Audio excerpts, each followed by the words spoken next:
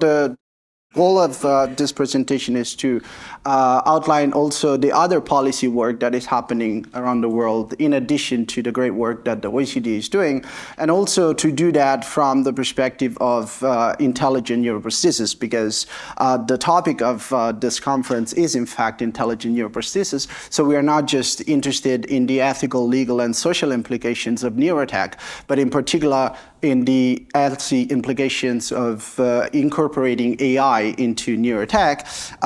And if I have to explain to my grandmother what neural interfaces do, I would probably sum it up into three things. So the first one is reading out from the brain. The second one is writing into the brain. And the third one is connecting humans and machines for goal-oriented action. Now, if we take these three things as the core things that the neural interfaces do, well, then AI can really help us with all of them.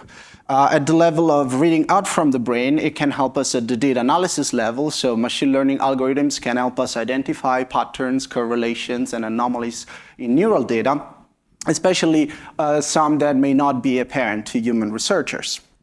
The second one is that AI allows us to do what we call reverse inference, so working backwards from, in terms of epistemic inferences, recognizing complex patterns in neural data associated with specific mental states, as well as emotions and other cognitive processes. And the third thing is that AI can really help us out with neurofeedback. It can play a key role in providing real-time analysis for brain activity. If we now switch to writing into the brain, AI can help us with optimizing stimulation parameters for neuromodulation and neurostimulation technology, and it can enable closed-loop systems that can continuously monitor brain activity and adjust stimulation parameters accordingly. And last but not least, it can help us with targeting stimulation by identifying specific brain regions with high precision and reducing the risk of unintended risks.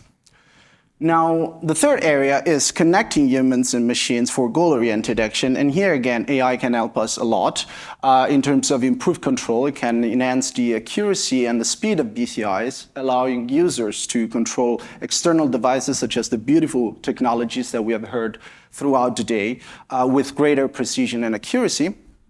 It can produce what we heard, adaptive BCIs. There was an elegant talk by Torsten on this topic. And then it can enhance brain-device communication by translating neural signals into actionable commands for machines. Now, all these beautiful things that AI can do now are things that people in the field of computer science have been prophetizing about for a very long time. So the technology has arrived only now, but the idea behind the technology is way older. One of the fathers of modern computer science, J.C.R. Licklider, wrote a very prophetic article in 1960 entitled Man-Computer Symbiosis, in which he argued that in not too many years, human brains and computing machines will be coupled together very tightly, and that the resulting partnership will think as no human brain has ever thought and process data in a way not approached by the computing machines that we have today. And the history of AI is full of poor predictions, but this is one of the rare predictions that actually came true. Now, you've probably heard the word hybrid mind in the background of this conference, and it's not just there by coincidence, but because we have a project running on this topic, and it's a collaborative project across Switzerland, so EPFL, and TUM, where I'm working, Charité, where Suryo is based, the University of Ottawa, where my colleague Jennifer Chandler is based, and the University of Hamburg, where my colleague Christoph Bublitz is based.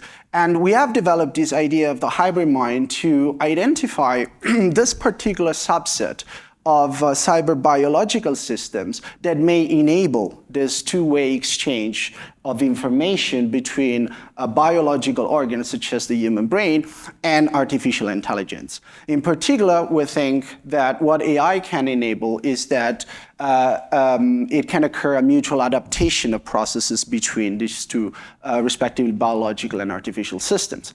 Now, I've been having a lot of discussions about conceptualizing this idea of the hybrid mind, and although we disagree in our theoretical commitments, we do recognize that we do not have full-fledged hybrid minds today, but we tend to agree that at least the idea of establishing this channel of mutual communication between the brain and AI is scientifically plausible, and this is something where we're expecting to see progress in the next few years. And this progress is taking many facets, one of this being the explosion of the neurotechnology market. What you see on these slides is actually data taken from a very recent report by the Council of Europe, by the UNESCO, that was released about a month and a half ago. Where they show 25-fold increase in the number of neurotechnology-related patents, and this is also resulting in a corresponding increase in the market size, which has already reached this year $13 billion United States dollars and is expected to exceed 20 by 2026. So there is a very rapid market growth, and this is partly enabled by advances in neural interfaces for the medical field, but it's also partly corroborated by concurrent advances outside the clinic, outside the research labs, into consumer neurotechnology applications. And consumer neurotechnology applications are very promising because they can enable frictionless interaction with machines that is potentially available to a greater amount of people, potentially any individual on Earth. And this is why some analysts have predicted that neural interfaces in the consumer domain may follow in this decade, the 2020s, a similar trajectory as what we have experienced with personal computers in the 1980s. So the 1980s were the decade where computers moved out from the research labs and became everyday technology that everybody has in their homes. Will neurotechnology follow a similar trajectory in this decade?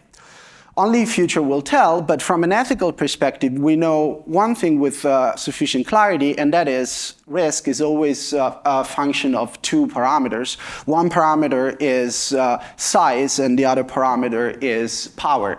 So the more devices out there and the more data we generate, this is what we call proliferation, the greater the amount of risk.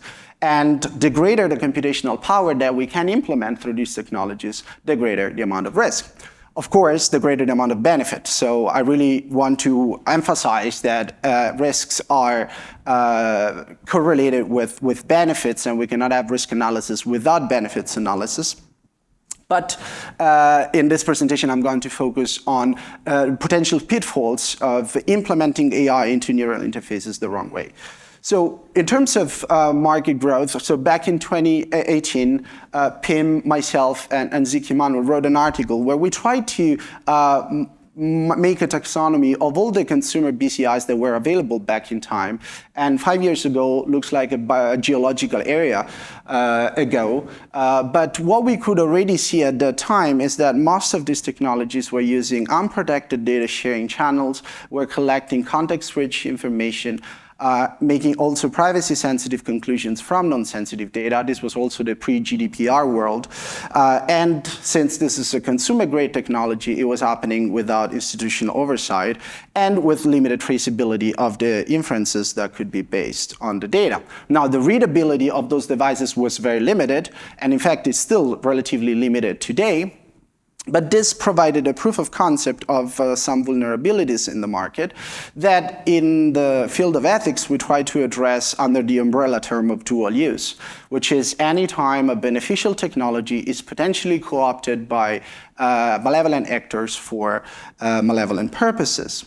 And one field where consumer-grade neurotechnology as well as medical grade neurotechnology is expanding and it is potentially vulnerable to dual use is the field of military neurotech. Many military organizations in the world are adopting or testing and experimenting neural interfaces for three main purposes. One is intercept-free communication. The second one is restoration of function in soldiers. There are a lot of trials with soldiers having PTSD after returning from the combat field, as well as enhancement. In particular, there is a DARPA program working on modulating attention and concentration levels in warfighters deployed on the field. And of course, the United States are not alone. The People's Liberation Army of China has a program on what they call cognitive warfare. Now, we have been analyzing the transition of neurotech from the civilian field into the military field, and we observed that this is actually not a one-direction process, but it's actually a bidirectional process. So a lot of technologies that originated in the clinical domain have spilled over into the military field, and this is what we call dual use, and we consider morally problematic, but also the opposite process is true. So a lot of neurotech that we now use in the clinic with good efficacy, it actually originated in the field of military research and military deployment. So having strict approaches to this might be, to the regulation of military technologies might lead to unintended consequences. However, developing biosecurity frameworks that are specific to neural data and neurotechnology is something that some international organizations are pursuing. The one at the forefront of this is the United Nations Institute for Disarmament Research. They have been conducting a project on this for the last 3 years. I had the privilege to participate in that. And what the unit there is doing is considering revisions to the Biological Weapons Convention as to include neuroceutical, because now the current focus of the convention is on toxins. And I should highlight that the Biological Weapons Convention is one of the most agreed upon conventions we have in the world.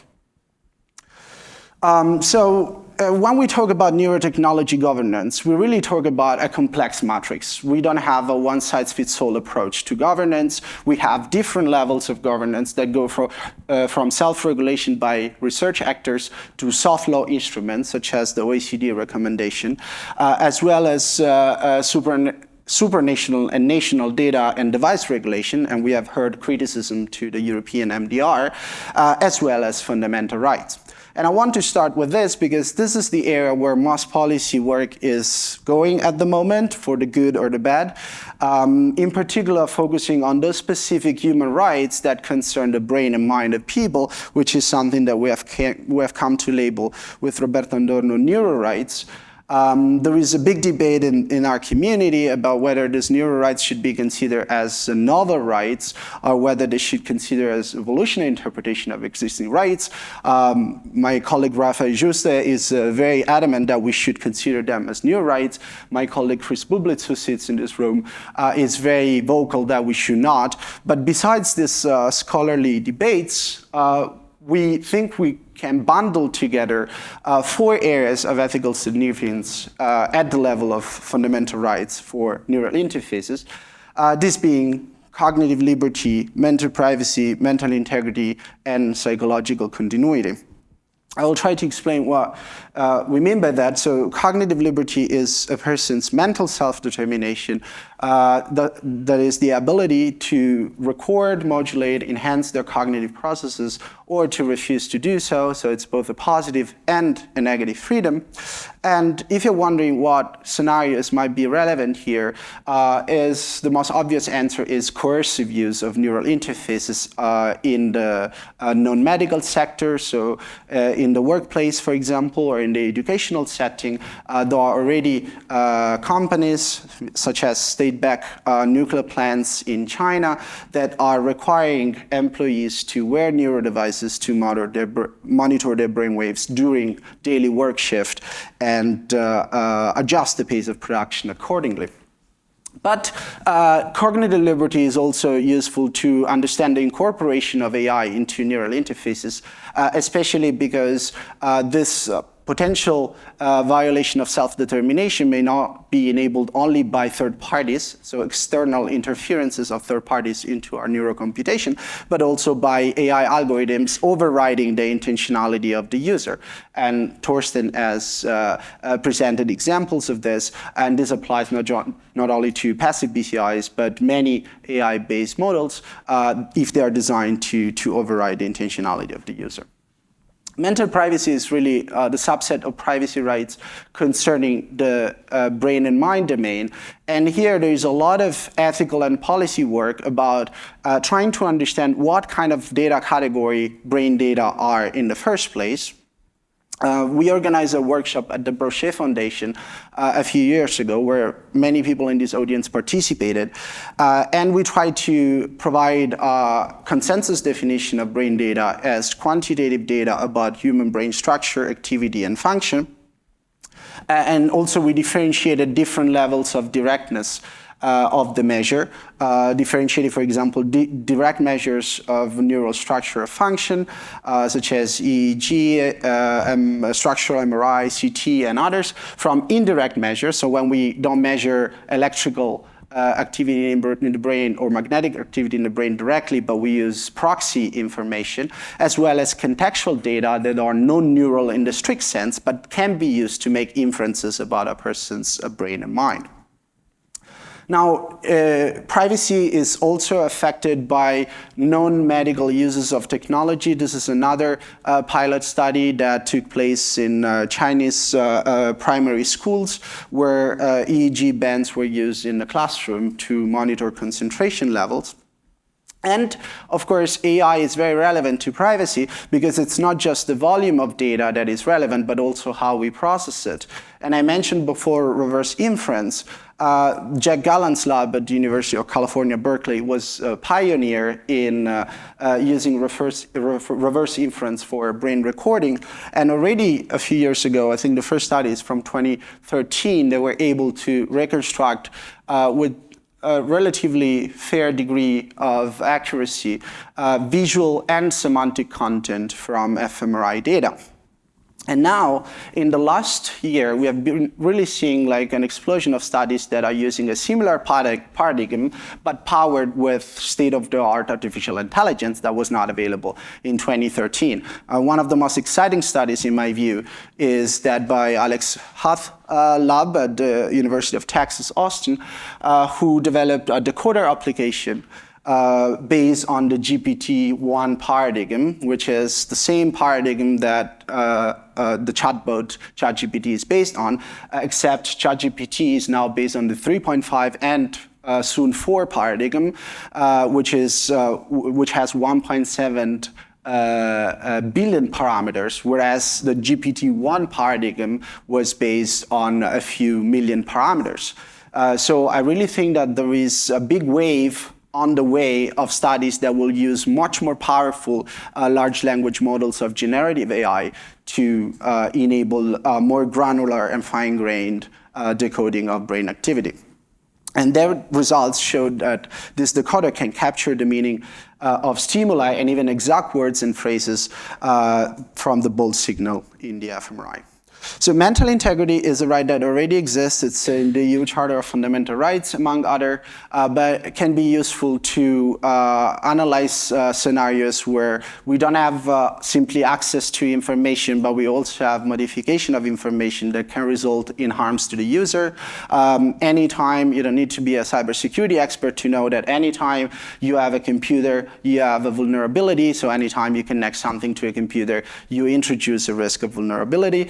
And in fact, cybersecurity risks for neural interfaces have been discussed widely in the cybersecurity community. And last but not least, psychological continuity is the right to preserve one's own personal identity and the continuity of their mental life from unconsented alteration by third parties. This applies both to off-target effects of neurostimulation. There are a few interesting case reports of people that, for example, change their music preferences after undergoing DBS. But it also applies to cases that we are starting to see now of what we can call forceful explantation, even though forceful is not the right word, but basically companies going bankrupt, and this leading to the discontinuation of trials, and then patients who participated in those trials had to undergo explantation of the device because the company couldn't guarantee maintenance anymore. And with my colleague Fred Gilbert, he led this work on following a patient who had to undergo one of these explantation. And what is interesting is that from qualitative interviews with these patients, it emerged that this patient had this developed or evolved some kind of joint agency, which incorporated the technology as part of her sense of self, and therefore the explantation of the device led to agency disruption or agency discontinuation. I want to conclude just with complementing the beautiful policy landscape that Laura started to outline. So I mentioned UNESCO before, that has always been on the forefront of understanding the human rights implications of new technology. It already did so at the time of the human genome project, but also the Council of Europe, which is the organization that in the European space is overseeing the protection of fundamental rights, has started a strategic action plan on human rights and technology in biomedicine, which also involves the assessment of the relevance and sufficiency of existing human rights to address the issues of neurotech. And of course, the UN Human Rights Council, which has approved a resolution on neurotechnology and human rights. We have in the audience the chair of the advisory committee to the UN, Milena Costas, who has really been working a lot on this, and their report will be released next year. And UNESCO has also published a number of reports and organized a big conference in Paris this year. And the next step that UNESCO is going to take is to consider the development of a recommendation similar to the one of the OECD, but is focusing less on responsible innovation and more on human rights protection. I just want to skip a couple of slides in the interest of time. We have talked about soft law, but there is also self-regulation by research actors. And here I think where all of you could engage. There are a lot of research organizations around the world that are working on developing standards in the field of neurotechnology. I'm chairing the Neuroethics Committee within the International Brain Initiative, which is the international initiative that is trying to bring together all the nationwide projects that are being conducted in the world. So the Canadian Brain Research Strategy, the US Brain Initiative, the EU Human Brain Project, now called eBrains, the China Brain Project, the Korea Brain Initiative, Japan Brain Minds, and Australian Brain Initiative.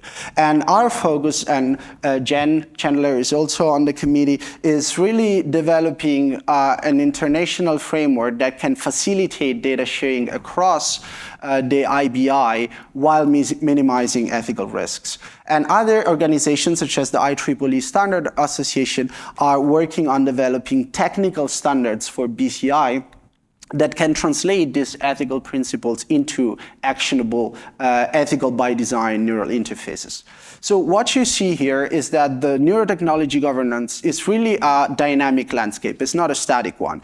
And ethical principles and the beautiful ethical discussions that we have here today are very important. They're the backbone of neurotechnology governance, but they're not sufficient. They have to be translated into legal norms, and they have to be translated in technical standards that can be effectively implemented into technology design. So we really need an interdisciplinary effort that involves the ethics community, the neuroscience community, and the engineering community to make sure that we introduce paradigms of responsible innovation that don't simply restrict technology use, but actually maximize the benefits of technology for humanity at large. So with this, I just want to thank all the people who contributed to the ideas in this talk, and switch to the next speaker.